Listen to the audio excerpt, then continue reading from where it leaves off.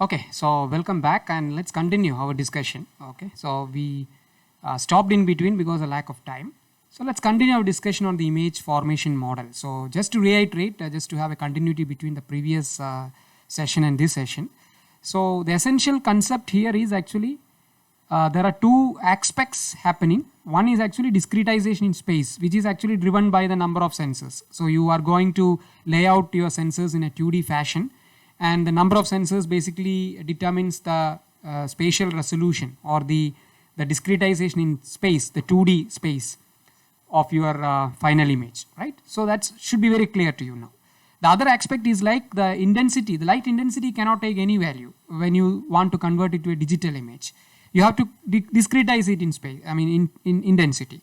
So that is the process which is actually determined based on the bit resolution that you choose. So typically you choose unsigned int 8, for example.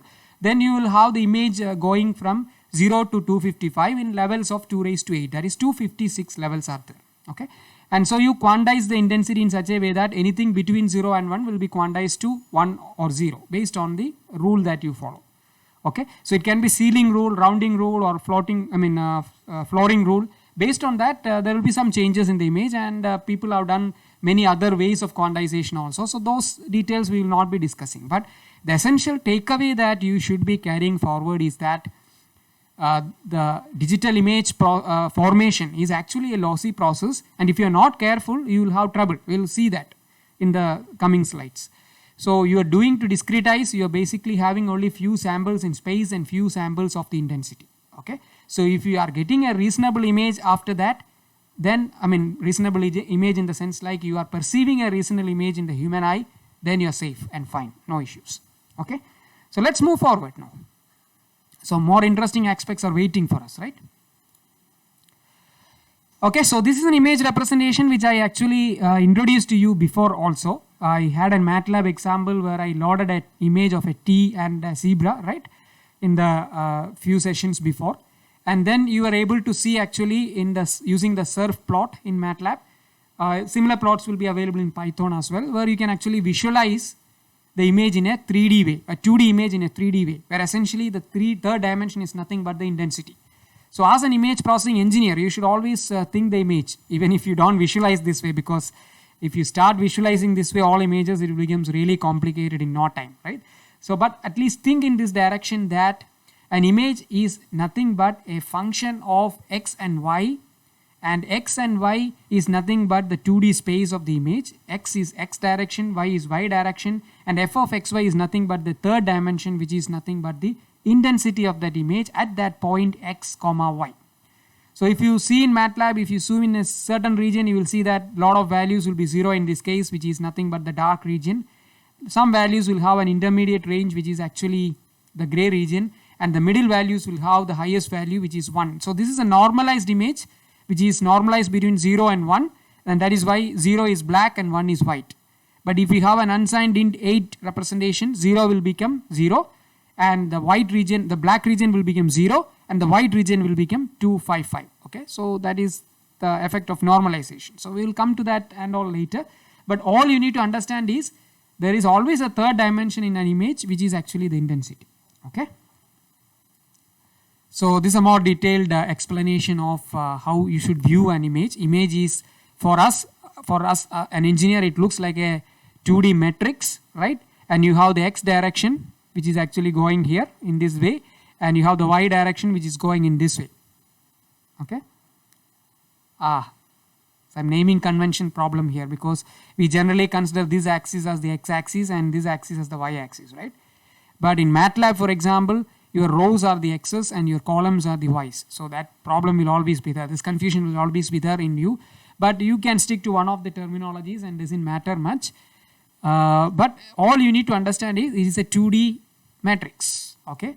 And this I already told you in the last class. The name why it is called as a pixel. Each point is a pixel, is coming from the concept of picture element, because all these are elements of an image, and all these elements grouped together will form an image. So it's a fundamental element, and they call it as a pixel. Okay, so that's the history behind it.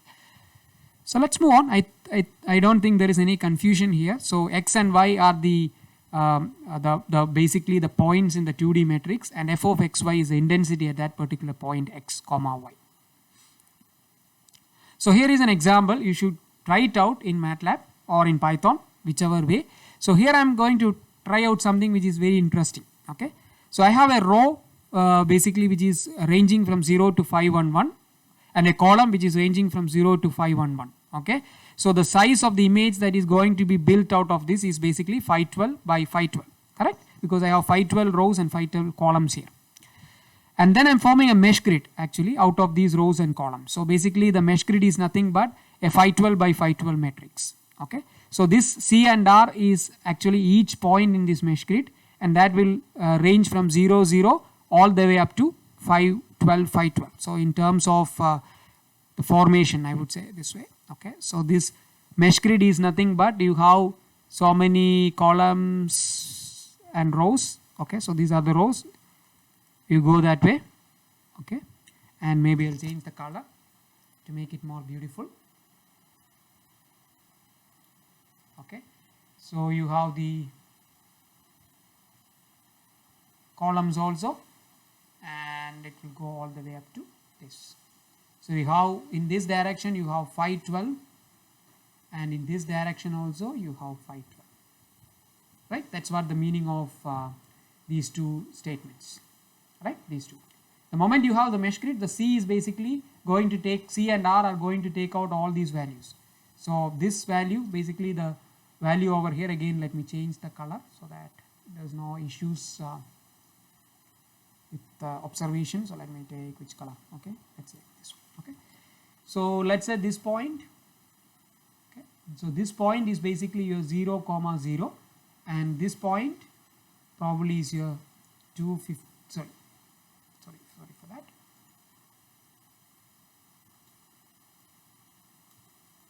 Okay, so go back to pen. Okay, so this point is basically your 511 comma 511. Okay, so that is the entire arrangement. That's what we are going to see. Erase all things. Okay, so you made a mesh grid. Now what I am doing is something which is very interesting. So I am going to create an image now. Okay, and that image is a sinusoidal image. Okay, and that sinusoidal image will have a frequency of 1 by 4 pi in the rho direction. Okay, so what is the equation for sinusoid? Okay, let me just put that again. 2 pi f into t. Okay, so t is here the x or the y direction, f is the frequency, and 2 pi is just to convert the entire thing into radians. So omega is equal to 2 pi f. The computer science people, you can ignore it, don't worry much, but just follow this. So 2 pi into f is the frequency that you want to put in, and 2 pi f is the radians, and that value is actually shown over here. Okay, so this part.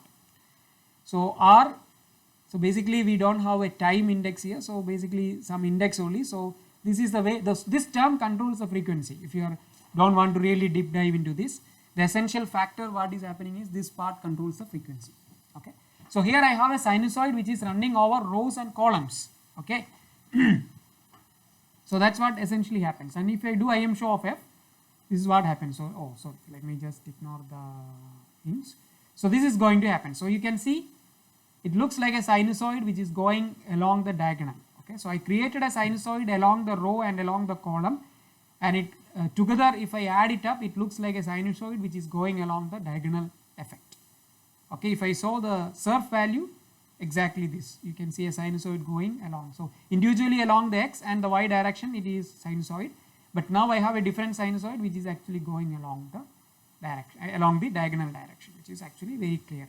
So please play with it. We will definitely have a hands-on around the same similar stuff, and I will not give you the answer there. You have to give me the answer. One of you have to give me the answer during the hands-on session. So lots of interesting stuff coming up. Okay, so play with this. Okay, you can ignore this part. You completely ignore this and see whether what you get. So you may get something like this, what you call the periodic pattern will go in this direction along or in this direction along. Okay, so a lot of interesting things you can do. So what essentially here why I did this exercise, that's important to know that, right? Because it's not like randomly I'm popping up something. No, here what essentially you did is you created an X and Y grid using this. So this is the discretization of space part, and this is the intensity assignment part. Okay. So just wanted to show you that how the images are formed and how it is captured. Some more definitions which is actually important and you already know it by now. So digital image, now let's put all the things in a very formal fashion, whatever we discuss in a very formal fashion.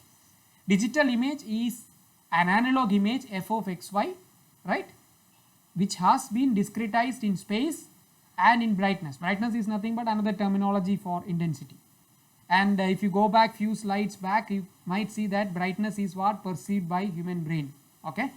So an analog image is discretized in terms of space and brightness, as simple as that, a digital image. F of xy, okay, that is important. F of xy can be a function representing a scalar value, that is a monochrome or a grayscale image. This also we discussed when we discussed about sensors, right? It can capture a grayscale value growing from, let's say, 0 to 255 only. Okay, it can be monochrome. Monochrome is also same as single color image, right? So that's the meaning of it. Or it can be a vector value, it can take RGB. Okay, so that's what we discussed. So f of xy can take color values or grayscale values. Okay, so basically what I am trying to say is it can be dimension NC by NR, or let me put the row first, sorry, because why confusing with so many things, right? Number of rows by number of columns in the case of a grayscale or monochrome image, or it can be a vector in the form of NR by NC by N channel, right? And typically this channel number is 3 in the case of a vector value. So that's the meaning of it. Okay, let me ignore it. Okay, and each element of f of xy is called pixel, right? Pixel element. We already discussed all these. There's nothing new that I'm showing you here, but just it's always good to again reiterate so many times that it goes into your mind, right? So some of these definitions. Okay, now some of the metrics. Okay, before going in this, let's actually introduce some of the metrics, right? You want to say that certain things is happening in an image. So image is formed, you want to quantify the image all the time, as I said, because perception is changing and the image can be different from different people to people. So it's important that you have certain definitions in place so that all of us are on the same page. And one of such definition is the dynamic range. So maximum measurable intensity to minimum detectable intensity. Okay. So you go back few slides again, we had a chart which showed the dynamic range of a human eye, and I told you that verbally that it is something in the range of, if I take the ratio, it is something in the range of 10 to the power of 10, right? So that is the dynamic range of human eye. So that is also applicable here in some sense. So it's a maximum measurable intensity to minimum detectable intensity. Okay, so that shows the entire dynamic range. And in other terms, in terms of an image, it comes something like saturation. So when you increase the value of the image at one level, it gets saturated. Let's say in the case of a grayscale image with unsigned int 8, you have the maximum value is 255. So if you increase any values beyond 255, you get saturated at 255. That is the maximum possible. And then to the ratio of noise. So this is also important. That actually shows a way of can you distinguish some signal from noise. Okay, so if there is heavy noise in the signal, I mean then there is very difficult that your signal level has to be above the noise level so that it becomes detectable. So that is the meaning of it. So if you measure the noise in your image, you may be able to say that I can detect some signal which is above the noise. Okay, so saturation is in terms of the maximum intensity represented, and noise is in terms, or the minimum detectable intensity can be measured in terms of noise, because if I have a signal, if I measure noise, then I can say that my minimum detectable intensity is that, because anything above that is a signal to me. I hope I am conveying the picture very clearly. Even if you are confused, don't worry, because you will be using some of these terms in actual practice. So then it becomes very clear. Okay. An example, just to give an example. I have a couple of examples to make it very clear. So in this case, if you see over here, this part very easy that it is saturated, because there was a change in the range, but all is above the maximum possible intensity and it gets saturated. And that is what exactly I meant here. So I can't increase the intensity level further because it gets the same intensity value. It doesn't change. So it is saturated. The noise is what I'm showing over here. So there is some noise here. You may have to take a region and then measure the noise, measure the variance essentially, variance in the intensity essentially.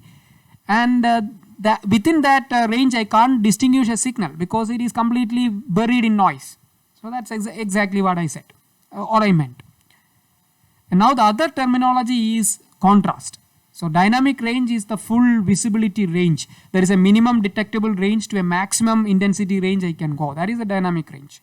Contrast is something which is highest intensity to the lowest intensity in the image. Given an image, if I say that an image is having a very good contrast, that shows that there is a very good ratio between the highest intensity represented and the lowest intensity represented in that image. I have some examples. Don't worry. Don't go anyway. I have an example. Okay.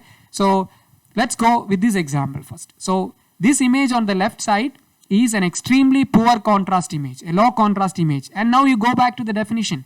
The highest intensity in this image to the lowest intensity image, if I measure it, it will be extremely low value. Okay, so that is a quantitative matrix which sort of highlight the perceiveness of this image. My eye immediately says that there is some problem in this image, right? Okay, maybe 1 minute. Let me zoom because I don't want you to concentrate on other regions. I'm sorry for this. Okay, so let me go back and okay, so what essentially it means is this part, right? I mean the low contrast part is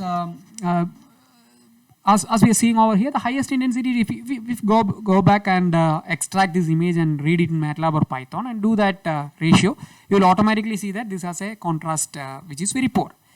The reason why we have such a concept is because when I see this image, if I don't know image processing, let's say I'm not studying image processing, you see this image, you will immediately realize that there's something wrong in this image because our eye perceives that there's something wrong in this image. So how shall we convey that? So that is why this measure is important. Okay.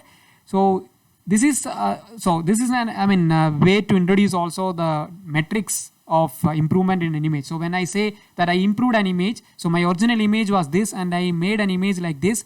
So I have to also tell that I have improved the contrast in the image. Okay, then it becomes very clear to the reader or whoever is actually judging it. Okay, so that's why I was telling you the other day that you should not tell that I improved the image. You should also tell that I improved the image so that the contrast in the image is better now.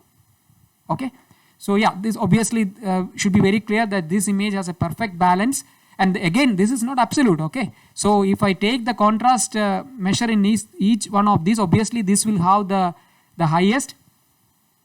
Sorry, this will have the highest, and this will have the middle range, and this will have the lowest. But if I go by that, then this should be the best candidate. But then the problem here is this is not very good for eye. So what is wrong here?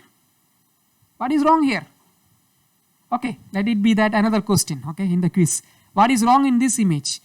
This image is the best contrast image. There is no doubt about it. But what is the problem in this image? Just think about it. Okay, I have the answer.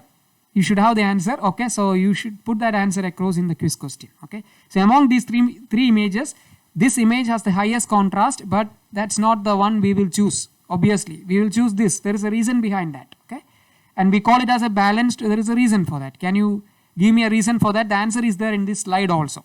Okay, so I will not give that now. So please think about it and get back to me. Okay, so now coming back. So obviously, contrast is a measure which actually measures the highest intensity to lowest intensity. You measure it, you feel that it is low, then you improve it, you keep on improving it, you will definitely keep on improving the contrast. There's no question about it. But at some point of time, you feel that, oh, I'm doing something wrong with the image. And then you go back and say, okay, I found a balanced case, I will stick to it. Okay, so we'll have a question around it for sure. And then consider this image. Okay, this is just to realize the importance of dynamic range. So this is an original image, and I would say that this is something known as high dynamic range imaging or high definition imaging, you call high dynamic range imaging. So what is the difference between these two? So the difference between these two is actually you can now see sort of the individual features here, right? So these features actually are getting more intuitively seen over here. Even some of the cases, yeah, it's interesting. You can see the sand also. It's very, very clear compared to this original image. In the HDR image, okay, let me zoom again. Okay, so you can see over here. So this region is actually is having much better distinguishability compared to this region. So the reason is very, very simple now, because two things. What was the definition for dynamic range? I should be able to increase the maximum measurable intensity. At the same time, I should be able to decrease the minimum detectable intensity. Now compare these two. So I increase the maximum intensity possible. That is why it was sort of saturated here, which starts to pick up, right? And I was able to actually reduce the noise also. I think both aspects. Here also, I was able to increase the intensity in that case, so that I was able to reduce the noise also, so that smaller things started to come up. I am able to distinguish my signal from the noise. So that's exactly here in both the cases. So intensity is stretched out, intensity is much more, maximum intensity is much more, and the minimum detectable or the noise floor is also reduced. And that is the beauty about high definition image. I hope I am able to make it very, very clear, crystal clear here. And this is an extremely important slide. Please come back to this slide again and again, because whenever you do an image enhancement task, two important factors that should be cared about is exactly in this slide. Okay, so let's move on. I think I'll skip this slide. This is just a sort of a what do you call a very specific slide on how to convert an image into a column vector. Okay, so I'll ignore this slide. It's self-explainable. So we have a 2D matrix here. I is the intensity, 1 1 is the first row, first column, and 3 5 is the third row, fifth column. Okay, so this is how the 2D matrix will look like. And in most of the time, you might see that you may have to vectorize the image, vectorize the 2D image. So basically convert this into something like a column vector. Okay, so how do you do is basically you stack them on top of each other. So you have first these three, then you put this guy over here, this guy over below. So basically you will have the continuity something like this and collapse it to something like this. So 1 1 2 1 3 1 1 1 2 and so on, right? So you can actually do that. Okay, so basically 1 1 2 1 3 1, this is covered, and then you have 1 2, which is this one, 2 2 3 2 and so on. And the conversion factors are also represented here. So basically x and y are your indices, and how the values, the linear index, how it works, alpha is something like this. Okay, so this is self-explanatory. If you have any questions, we can discuss later. And why I am showing this is here, because this operation is probably heavily used in many of the applications. For example, even in neural networks, many times you collapse your image into a vector. Okay, for many post-processing, you collapse them into a vector. So this is how you do it. Now coming back, spatial, now let's go into something like, so we talked about the contrast, we talked about the dynamic range. Now let's come back to the spatial resolution, and you already know it. Spatial resolution is essentially the number of grid points available, right? Number of points available in the 2D matrix as such. So that is where the spatial resolution picks up. So smallest discriminable detail in an image. So basically this is no more intensity, okay? This is completely on the x and y direction. So how small you can go. The smaller you go, better for you, because you will have smaller details coming up.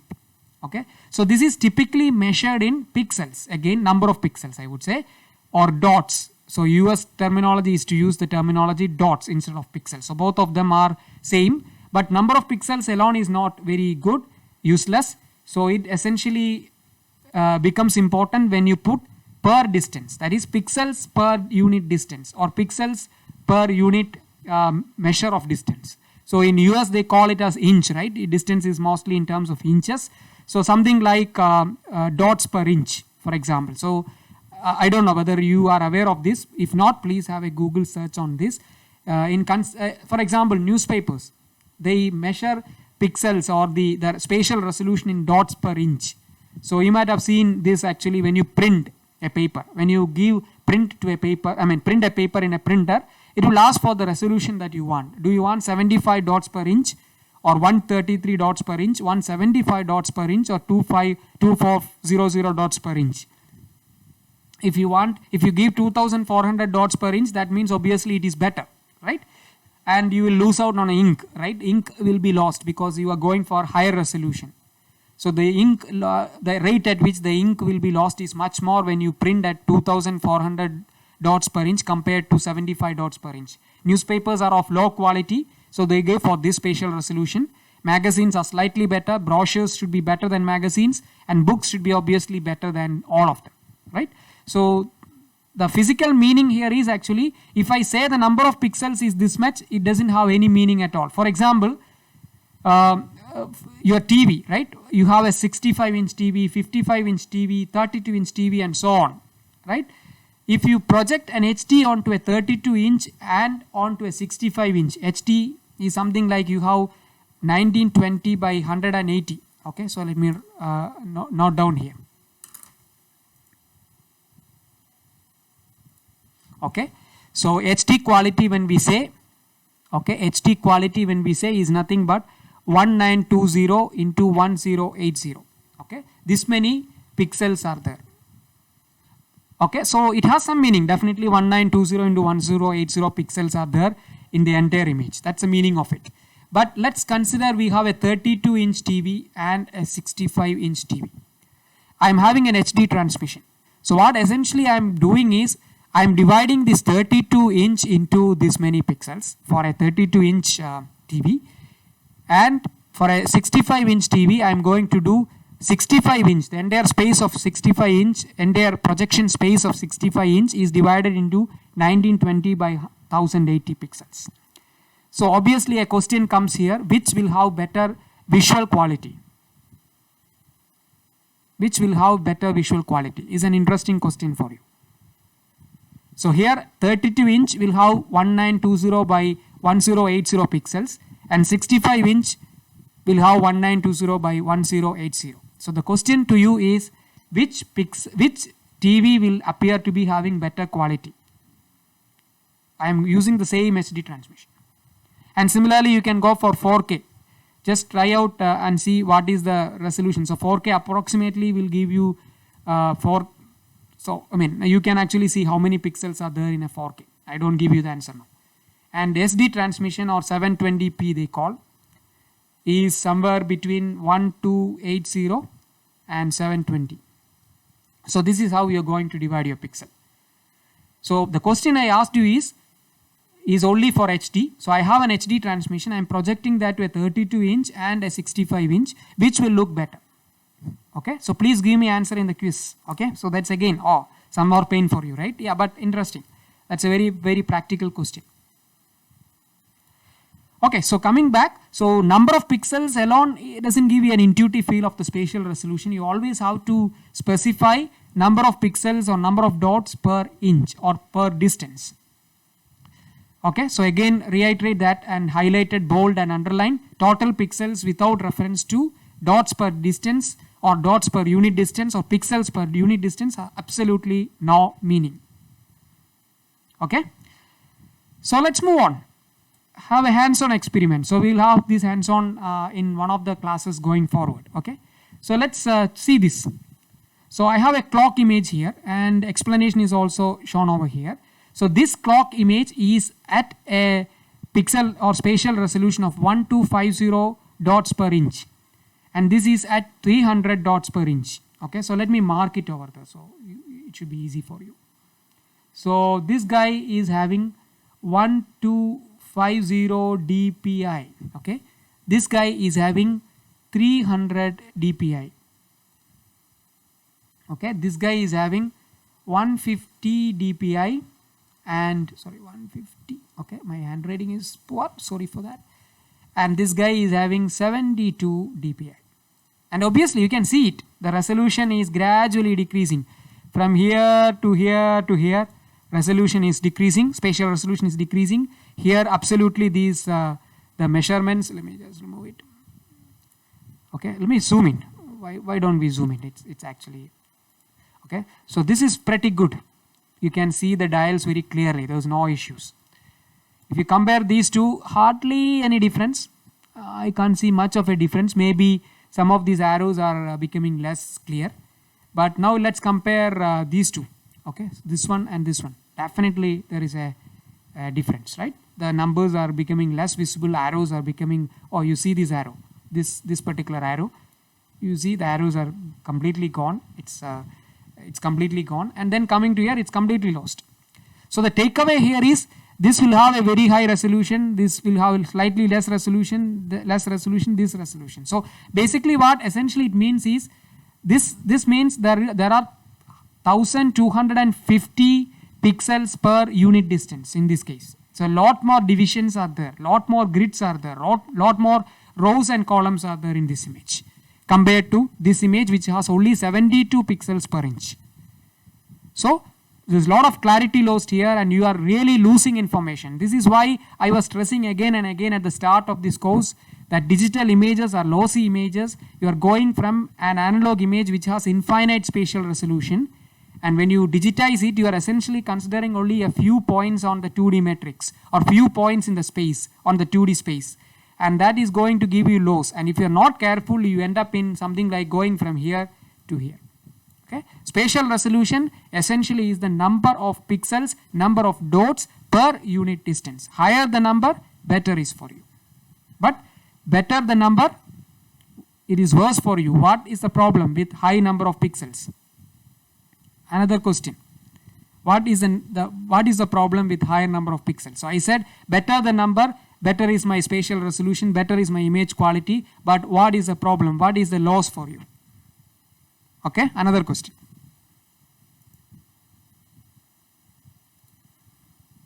Okay, going forward, intensity resolution. Now we talked about spatial resolution, the 2D metric sampling, right? That's what the 2D space sampling, I would like to put that way. Now let's talk about intensity. This we already talked about, so I just briefly go through it. Intensity resolution is the measure of smallest discriminable change in intensity. The other one was smallest discriminable change in spatial resolution. Here intensity. So between two intensity levels, how smallest I can distinguish. Okay, typically measured in terms of bits. Already explained this, so I will skip it. So here is a classical example. So here I am going from 256. So this is 8-bit. Okay, so this guy is 8-bit. So this is 8. Okay, then this is 7. Okay, so this is somewhere, it is it 6? Yes, it is 6. This is 5. 2 raised to 5 is 32. This is 16, so it's 4. This is actually how many? This is, I think this is 3. 2 raised to 3 is 8. This is 2. 2 raised to 2 is 4. And this is 1. 2 raised to 1 is 2. So here you have 256 levels because 2 raised to 8. Here you have 2 raised to 7 levels, 7 bits, so 128 levels. Here you only have 64 levels, 32 levels, 16 levels, 8 levels, 4 levels, and 1 levels. Interesting, right? Because between these two, you don't see much of a difference. But you just see here, there is a contouring happening here. There is a contour effect, right? Let me just clear it off for easy explanation. So there is a contouring problem here. You just see that. So there is some contouring happening, right? So that is interesting because why it is happening? Because this has only 16 levels. I need to represent the entire analog image, entire intensity range in 16 levels. So obviously there will be some discretization happening, some loss happening, some images, some level, intensity in the images will be clubbed together. So in this case, for example, this cluster is clubbed together to one intensity. Similarly, this cluster, similarly this cluster, similarly this cluster, they belong to one particular intensity, where I had more degrees of freedom here because I had around 128 degrees of freedom here in the intensity. Here I had 256 degrees of freedom, 256 levels which could I assign the intensity to. So when I went down in the resolution, went down in the number of levels, went down in the number of bits, I started to lose information. I started to basically lose the distribution around it. So for example here, the last one, this is just binary, right? 1 and 0. So the only option for the image is just to give the entire foreground as one color and the entire background as the other color. Because this is basically 1-bit representation. This is a 1-bit quantization. all I am asking the image is like you represent the image using one bit. That means 0 and 1. 2 levels, that's all. 0 and 255 in this case. So 0 belongs to the background and 255 belongs to the foreground, which is head here. And by the way, this is, what image is this? This is X-ray or CT, right? It's CT, I think, yeah. Okay, so I hope I'm crystal clear about this.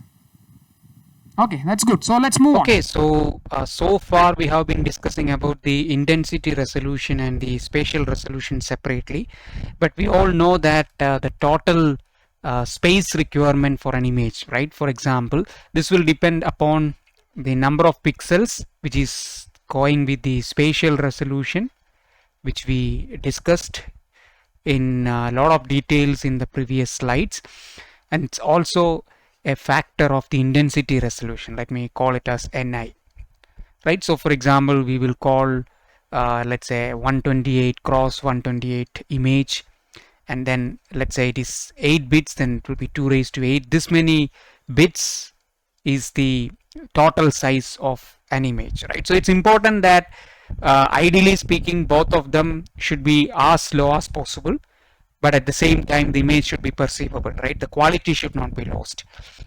So there is always a trade-off between intensity and spatial resolution, and people have done some interesting experiments to find whether we can find that sweet spot between the intensity and the spatial resolution to be sort of minimal and at the same time not really losing out on the image quality.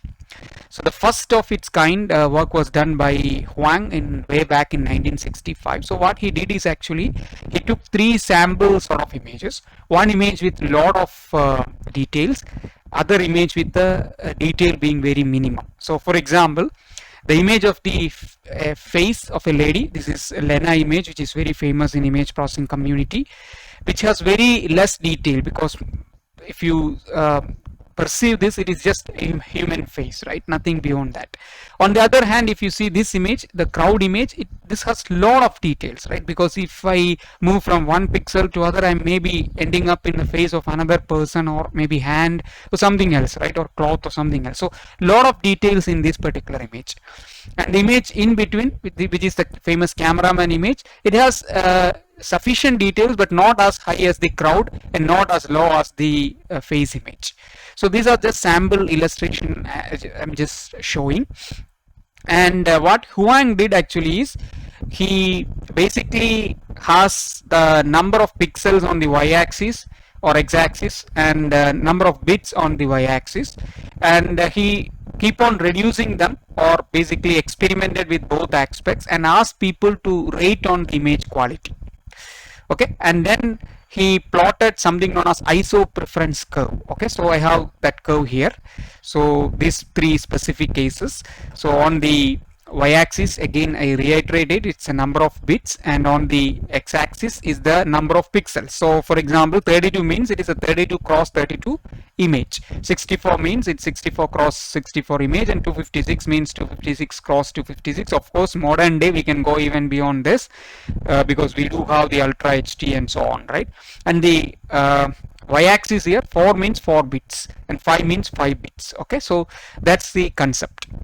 And then these 3 curves are basically showing that the image quality is not bad. Okay, so based on the feedback given by various set of people, so you can find the details in this paper if you're curious about it, have a look at it.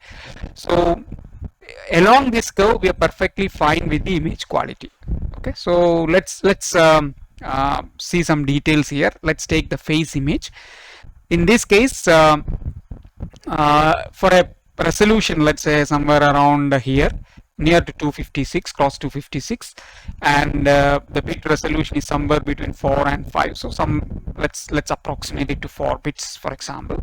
So that's fine. Okay, so 256 cross 256, I'm okay with 4-bit resolution. But if I go further down, this direction means I'm reducing the number of pixels. So if I go to, let's say, 128, that means I need to have more number of bits compared to 256, right? So let's say these 2 points are taken. So at this point I needed less number of bits compared to this. So that means, I mean, this is sort of self-understandable, right? The moment I bring down the spatial resolution, of a face image particularly, I can I need to increase the number of bits. So that's the conclusion that you can have from the face image. So, but still there is a possibility of reducing the number of pixels by increasing the number of bits. That's the understanding that we get from the plot for the face image. Now, if you consider the cameraman, you are starting at a much lower bit, okay, interestingly, and at a higher resolution, of course, right? So that means if you have, or let's talk about the crowd first. So here I can go till almost, so if you think this way, with the lowest number of bits and lowest number of resolution, the crowd image I can go the lowest, right, in terms of number of bits and the number of pixels, compared to the cameraman image, which still the lowest in terms of bits is higher, right? I mean, both of them in fact are closer to 256. So if I compare the face image and the cameraman image for a spatial resolution of 256, for the face image I can go, I need much higher intensity resolution. The reason is very simple, because the moment the number of or the details in the image is less, the human eye tend to perceive it in a slightly more textured way, right? So if I bring down the intensity resolution here, I will see the contouring effect, which we saw in the previous slides, right? Much more evident compared to a detail image.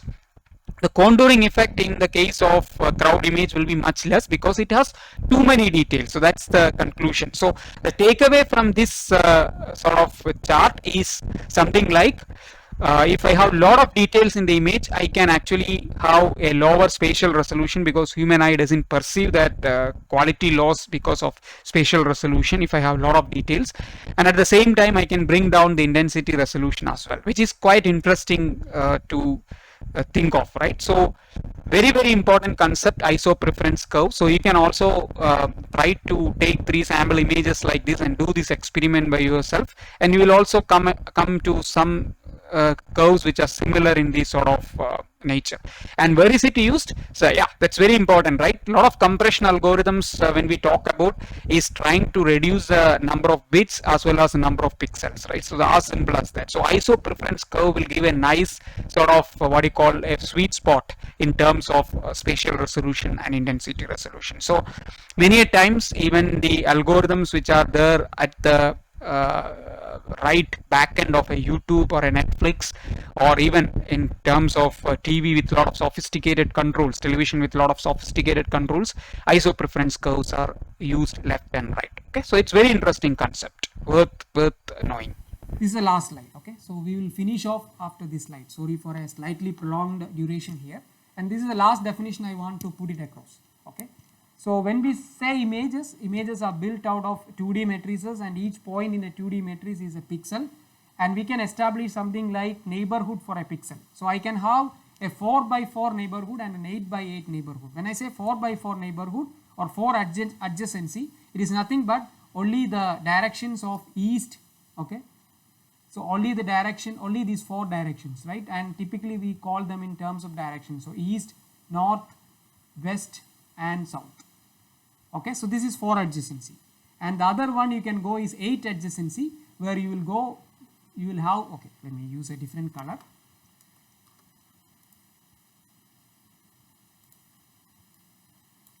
Okay.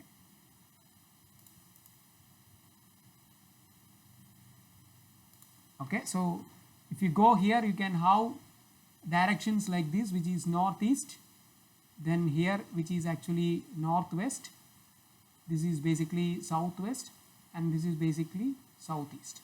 Okay, so you have totally 8 neighbors. So 4 neighbors where I only have the non-diagonal neighbors versus 8 neighbors. So this is a standard terminology, and I think we covered almost all the basic definitions that you need. So basic building blocks, the Lego blocks that you need to really start doing image processing. Okay, so just to reiterate what we discussed in this class. So what did we discuss? We discussed about how image is formed, right?